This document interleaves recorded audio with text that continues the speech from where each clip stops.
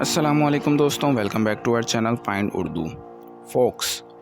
Focus का मतलब है लोग या पीपल, यानी एक जनरल टर्म जो फ्रेंड्स, फैमिली और कम्युनिटी के लोगों के लिए यूज़ होता है।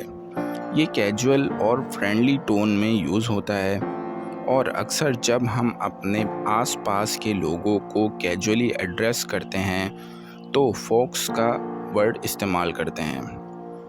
All the folks gathered for dinner and had a good conversation.